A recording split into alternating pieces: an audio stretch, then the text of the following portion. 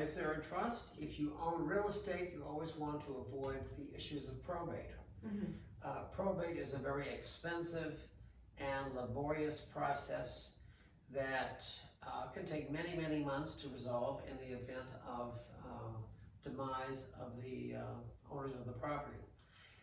It's not uncommon for people to not understand that when you have a trust, you have really more control over your assets in the estate and for your beneficiaries than if you don't. If you own the property in your name and there's an accident, a calamity of some sort, there's going to have to be a probate process begun. Mm-hmm. There needs to be an administrator appointed, and it can take many, many months. Another disadvantage of not having a trust is when you have to go through probate, there has to be sufficient funds to carry the estate. If there's payments on mortgages and so on, that has to be carried. Yes. During the probate process. A probate process can be as little as 3 to 6 months, could be a year or two, depending on if there's any complications with the beneficiaries Okay. in agreement or disagreement. That's why you want to have a trust if you own real estate. So anybody owns primary residence, they will need a trust.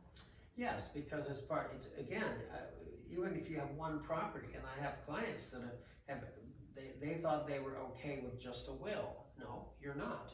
A will is a good beginning, but when I do a trust, I also do what's called a pour over will, which is part of the process of the estate planning package, which is really for personal properties, automobiles, furnishings, artwork, retirement accounts, and so on.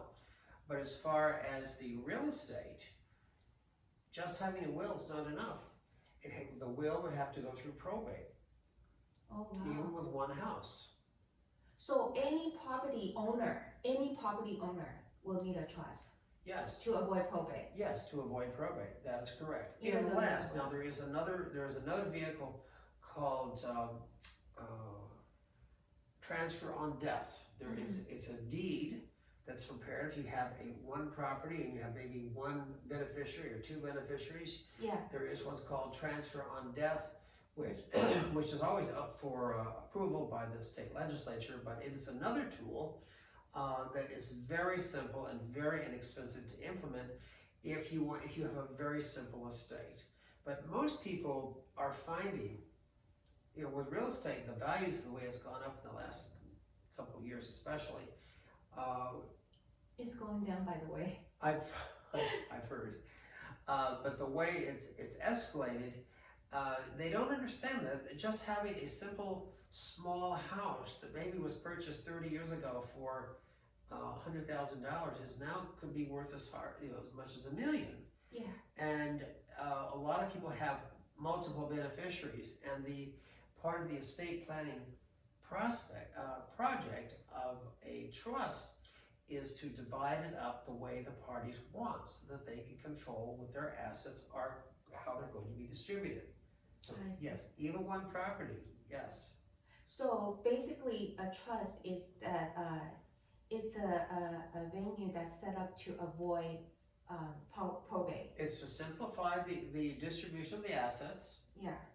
to organize in the people's minds, person's mind, what they have, and to avoid probate. Probate fees are 4% of the first $100,000 in value, Wow. 3% of the second $100,000, and that's not net of mortgages, that's gross. So if your gross estate is worth $700,000, $28,000.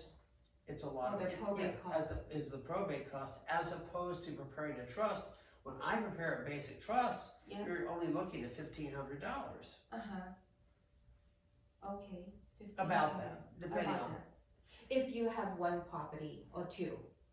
one or two. So, for example, I have a new client, and they have 4 properties, Mm-hmm. and they have 2 beneficiaries. They have a relatively simple estate except for the properties. For the 4 properties, the preparation of the trust, the medical power of attorney, medical directive,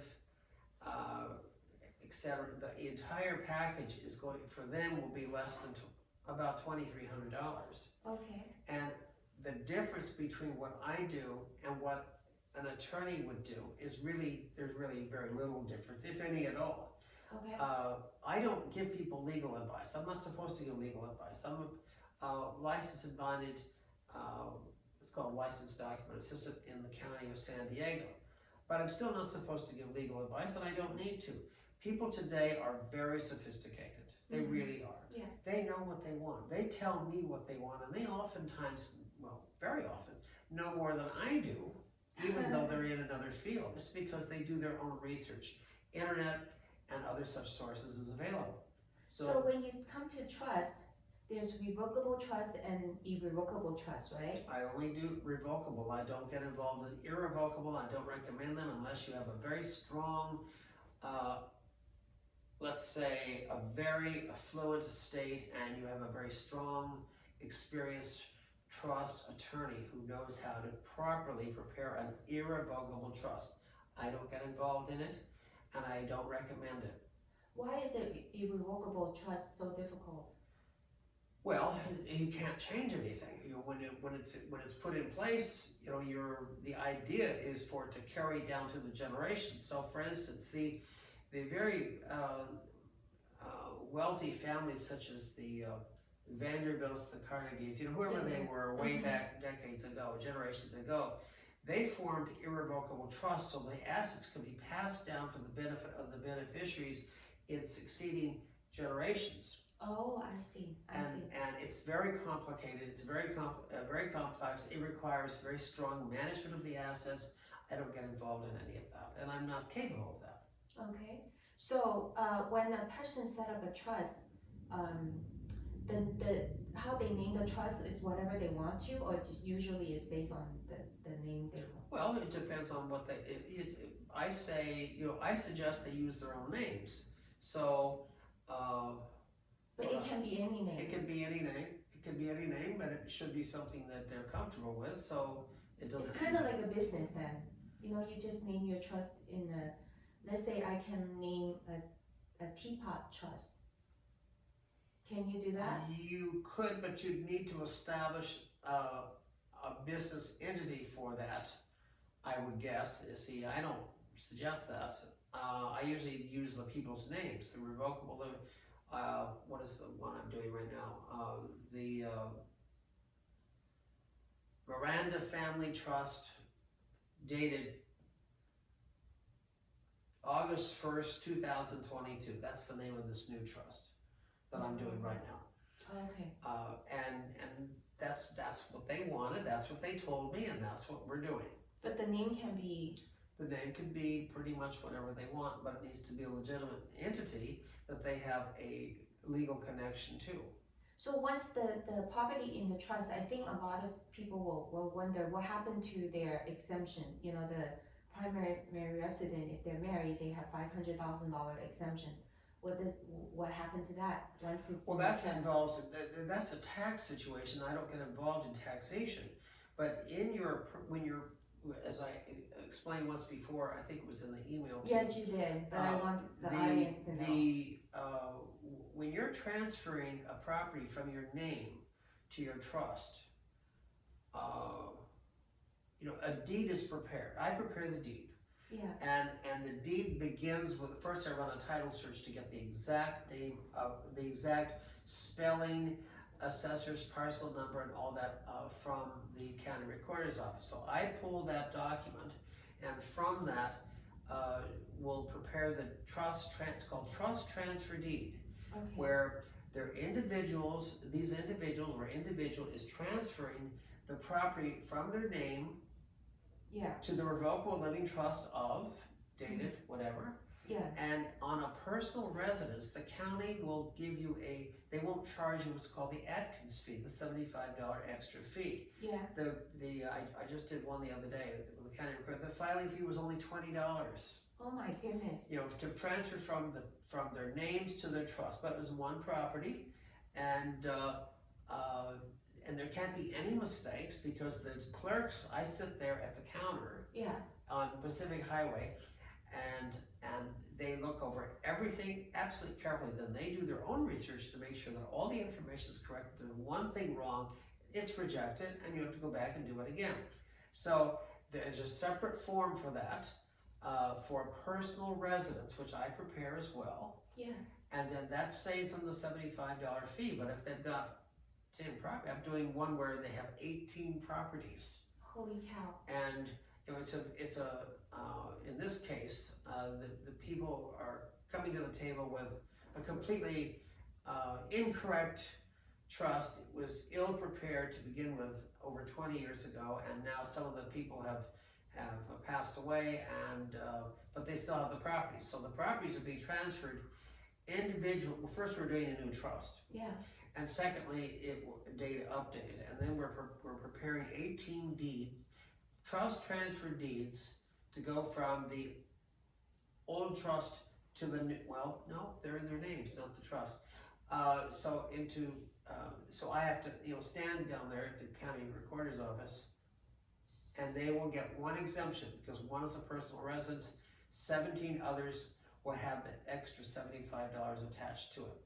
Every single one of them. Every single one of them. The extra $75 is a new tax source. I don't think it's new. I've been doing this for some time, and I don't even know. A few years, I remember. The derivation of that Atkins fee, I think it's just, the intention is to generate tax revenues, I guess. I remember, we learned about that, and then we tried to fight that because they tried to tax people money here and there. So, but the details I don't remember. But what happens if you set up a will trust, set up a living trust, right? When you set up a living trust and then down the road you have another property you acquire, you just add it to it? Or We do an amendment. So let's assume for a moment we have a revocable living trust of whatever the name is. And then you record it again. And then they buy a new property, or they sell a property. If they want to do an amendment, which I suggest, but if they do want to do an amendment, they don't have to. But if they're going to add a property, then I do another. They take possession. Either they take possession through escrow in their name, or the escrow officer will say, "Do you have a trust?" And they'll say, "Yes, we do. I prefer what's called a certification of trust, which is notarized." And I'm a notary too, so therefore I've notarized all this. I give them about 10 or 12 original notarized certificate of trust. And then they give that to the escrow officer, and then the property is transferred automatically into their trust. But sometimes people don't do it that way, whatever the reason is. And so then they come back to me and they say, "Well, I've purchased this property." I did that with somebody in La Mesa a few months ago. They took it in their names. Yeah. And so therefore we did an amendment because that's what they wanted. And then I transferred the property from their names, the new property from their names, to the trust. Okay. So if they have you do the amendment, then you will have to record it again and pay the fee, right? Or no? Well, yes. If they're doing an amendment to the trust, I do prepare, because the amendment is not. It's several pages. The proper procedure is several pages, so I prepare that. I do charge for that, for the amendment. And of course, we're back to the county recorder fees. If it's a personal residence, it's going to be less than $25. If it is a rental property, commercial property, then it's going to be 25 plus, or 20, 25, whatever, plus the $75 Atkins fee. I see. Got it. Thank you so much. You have answered all the what we need to know about trust.